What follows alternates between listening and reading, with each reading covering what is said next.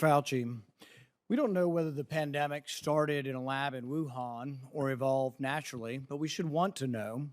3 million people have died from this pandemic, and that should cause us to explore all possibilities. Instead, government authorities, self-interested in continuing gain-of-function research, say there's nothing to see here.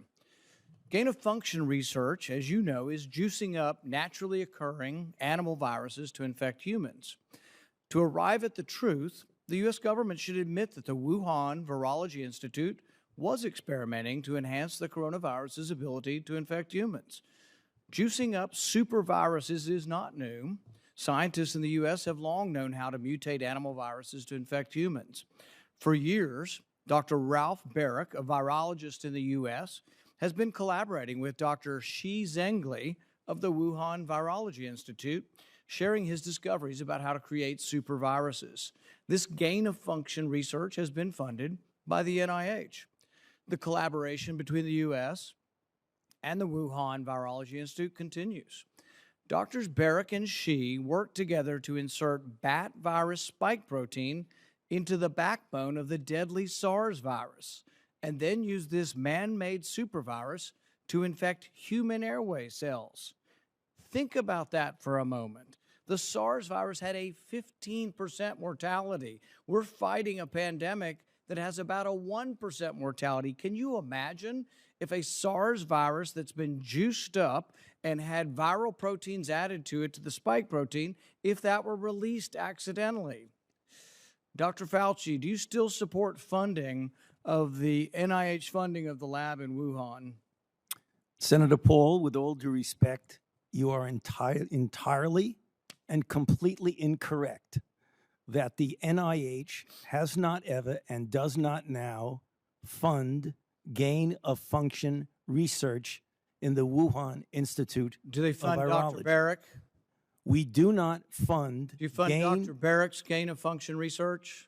Dr. Barrett does not doing gain-of-function research, and if it is, it's according to the guidelines, and it is being conducted in North Carolina, not in China. You don't think inserting a bat virus spike protein that he got from the Wuhan Institute into the SARS virus is gain-of-function? That is not. You would be in the minority because at least 200 scientists have signed a statement from the Cambridge Working Group saying that it is gain-of-function. Well, it is not. And if you look at the grant and you look at the progress reports, it is not gain-of-function, despite the fact that people tweet that. So do you still support sending money to the Wuhan Virology Institute? We do not send money now to the Wuhan Virology Institute. Do you support sending money? We did under your tutelage. We were sending it through EcoHealth. It was a sub-agency and a sub-grant. Do you support the money from NIH that was going to the Wuhan Institute? Let me explain to you why that was done. The SARS-CoV-1 originated in bats in China. It would have been irresponsible of us if we did not investigate the bat viruses and the serology to see who might have been infected. Or perhaps it would be irresponsible to send it to the Chinese government that we may not be able to trust with this knowledge and with this incredibly dangerous viruses. Government scientists like yourself who favor gain-of-function research. I don't favor gain-of-function research in China. You are saying things that are not correct. Government defenders of gain-of-function, such as yourself, say that COVID-19 mutations were random and not designed by man. But interestingly, the technique that Dr. Baric developed forces mutations by serial passage through cell culture that the mutations appear to be natural. In fact, Dr. Baric named the technique the no-see-em technique because the mutations appear naturally. Nicholas Baker in the New York Magazine said nobody would know if the virus had been fabricated in a laboratory or grown in nature. Government authorities in the U.S., including yourself, unequivocally deny that COVID-19 could have escaped a lab. But even Dr. Shi in Wuhan wasn't so sure. According to Nicholas Baker, Dr. Shi wondered, could this new virus have come from her own laboratory? She checked her records frantically and found no matches. That really took a load off my mind, she said. I had not slept for days. The director of the gain-of-function research in Wuhan couldn't sleep because she was terrified that it might be in her lab. Dr. Barrick, an advocate of gain-of-function research, admits the main problem that the Institute of Virology has is the outbreak occurred in close proximity. What are the odds? Barrick responded, could you rule out a laboratory escape? The answer in this case is probably not. Will you, in front of this group, categorically say that the COVID-19 could not have occurred through serial passage in a laboratory?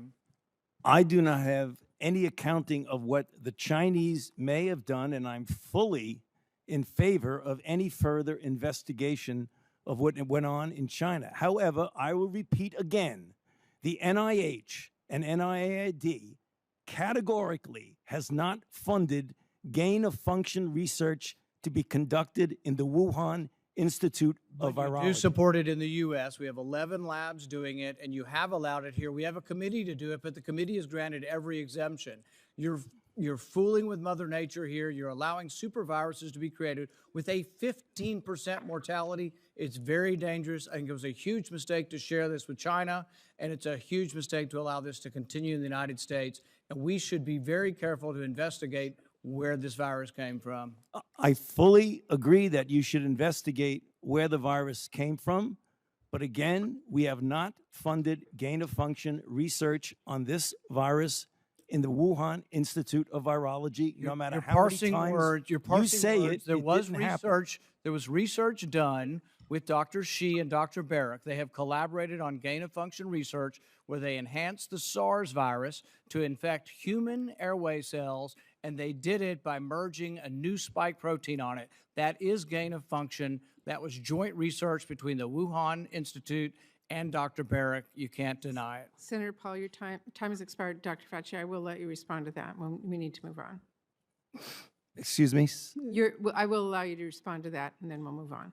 Yeah, I mean, I just wanted to say, I don't know how many times I can say it, Madam Chair. We did not fund gain-of-function research to be conducted in the Wuhan Institute of Virology. Dr. Fauci, in a recent British study, David Wiley and others found that no symptomatic reinfections from COVID-19 after following 2,800 patients for several months. In fact, there have been no reports of significant numbers of reinfections after acquiring COVID-19 naturally. Shane Crotty, a virologist at La Jolla Institute for Immunology, concludes from his experiments that the amount of immune memory gained from natural infection would likely prevent the vast majority of people from getting hospitalized disease, severe disease for many years. In this study, which was published in Science, Dr. Crotty showed that antibody levels stayed relatively constant with only modest declines over 6 to 8 months. Dr. Crotty reported that, notably, memory B cells specific for the spike protein, or RBD, were detected in almost all COVID-19 cases with no apparent half-life at 5 to 8 months after infection. In other words, Dr. Crotty found significant evidence of long-term immunity after COVID infection. Furthermore, Dr. Crotty noted B-cell memory to some other infections has been observed for as long as 60-plus years after smallpox vaccination, or even 90 years after a natural infection with influenza. That was a woman who got the Spanish flu, still showed immunity 90 years later. So rather than being pessimistic towards people gaining immunity after they've had COVID or had a vaccine, studies argue for significant optimism. In fact, there have been no scientific studies arguing or proving that infection with COVID does not create immunity. There have been no studies showing significant numbers of reinfections. Of the 30 million Americans who have had COVID, only a handful of reinfections have been discovered. In fact, the New York Times reported last fall more than 38 million people at the time worldwide had been infected with the coronavirus, and as of that date, fewer than 5 of these cases had been confirmed by scientists to be reinfections. Scientists interviewed for the article concluded, in most cases, a second bout with the virus produced milder symptoms or none at all. Given that no scientific studies have shown significant numbers of reinfections of patients previously infected or previously vaccinated, what specific studies do you cite to argue that the public should be wearing masks well into 2022? I'm not sure I understand the connection of what you're saying about masks and reinfection. We're talking about people who have never been infected before You're telling everybody to wear a mask, whether they've had an infection or a vaccine. What I'm saying is they have immunity, and everybody agrees they have immunity. What studies do you have that people that have had the vaccine Yeah. or have had the infection are spreading the infection? If we're not spreading the infection, isn't it just theater? No, it's You had not. the vaccine and you're wearing 2 masks. Isn't that theater? No, that's not. Here we go again with the theater. Let's get down to the facts.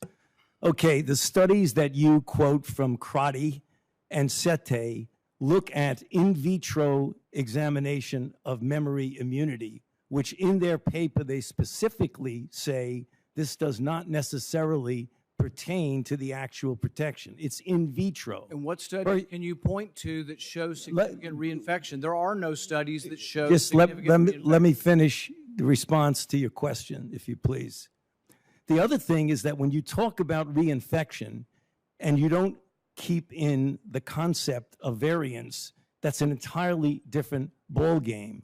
That's a good reason for a mask. In the South African study conducted by J&J, they found that people who were infected with wild type and were exposed to the variant in South Africa, the 351, it was as if they had never been infected before. They had no protection.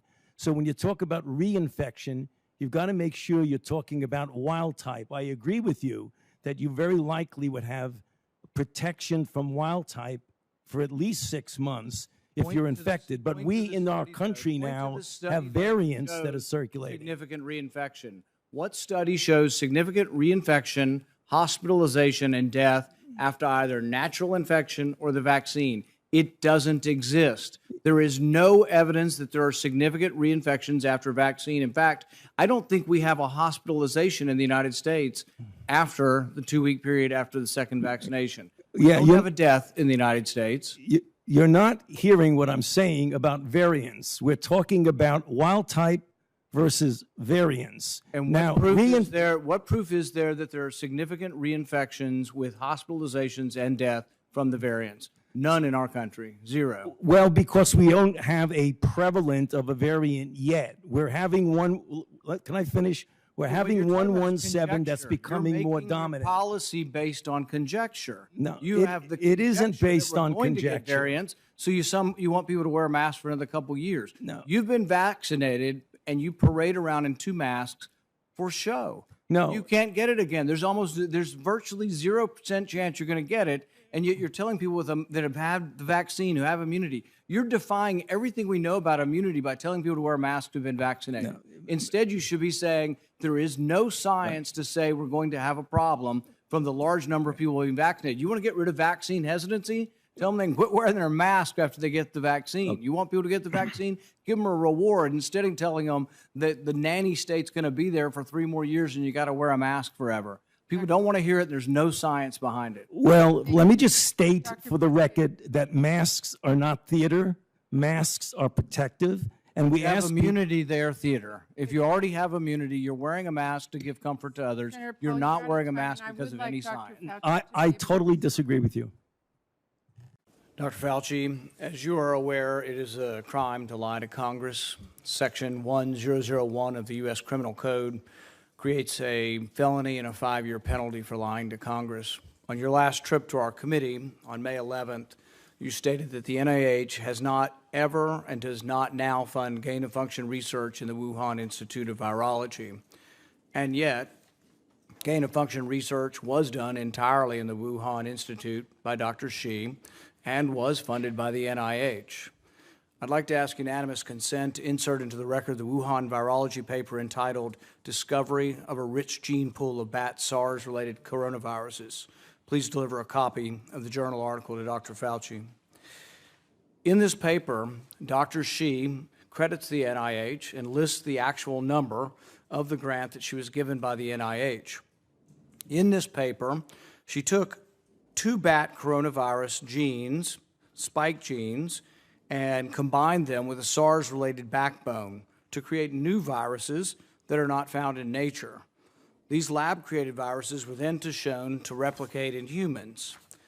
These experiments combined genetic information from different coronaviruses that infect animals but not humans to create novel artificial viruses able to infect human cells. Viruses that in nature only infect animals were manipulated in the Wuhan lab to gain the function of infecting humans. This research fits the definition of the research that the NIH said was subject to the pause in 2014 to 2017, a pause in funding on gain of function. But the NIH failed to recognize this, defines it away, and it never came under any scrutiny. Dr. Richard E. Bright, a molecular biologist from Rutgers, described this research in Wuhan as the Wuhan lab used NIH funding to construct novel chimeric SARS-related coronaviruses able to infect human cells and laboratory animals. This is high-risk research that creates new potential pandemic pathogens that exist only in the lab, not in nature.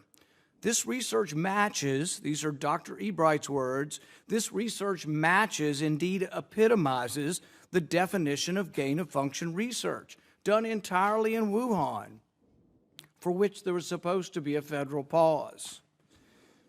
Dr. Fauci, knowing that it is a crime to lie to Congress, do you wish to retract your statement of May 11th where you claimed that the NIH never funded gain-of-function research in Wuhan?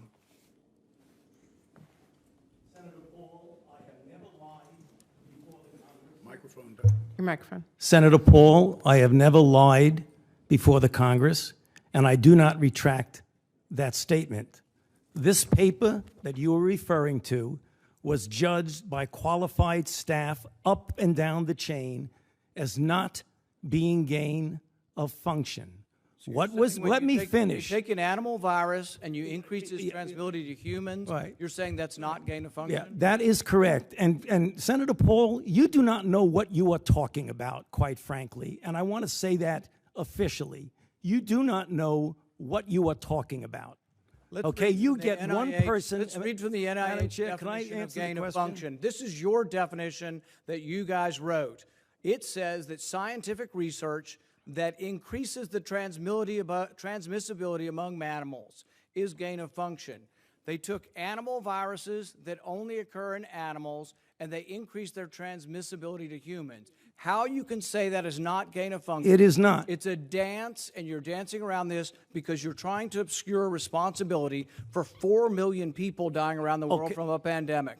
And let's let Dr. Fauci. I have to, well, now you're getting into something. If the point that you are making is that the grant that was funded as a sub-award from EcoHealth to Wuhan created SARS-CoV-2, that's where you are getting. Let me finish. We don't know. Well, we don't wait know a minute. If it did come from the lab, but all the evidence is pointing that it came from the lab, and there will be responsibility for those who funded the lab, including yourself. I totally This committee resent, will allow the witness to respond. I totally resent the lie that you are now propagating, Senator, because if you look at the viruses that were used in the experiments, that were given in the annual reports, that were published in the literature, it is molecularly impossible. No one's saying those viruses caused it. No one is alleging that molecularly. those viruses caused the pandemic. What we're alleging is that gain-of-function research was going on in that lab,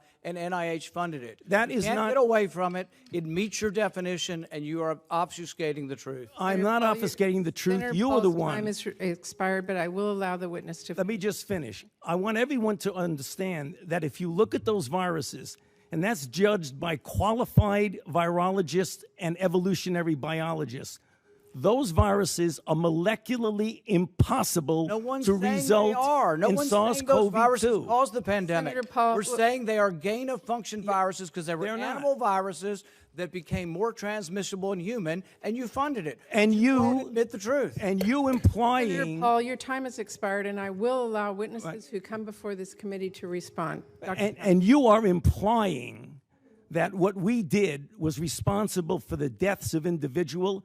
I totally resent could that. have And been. if anybody could is have been. lying here, Senator, it is you.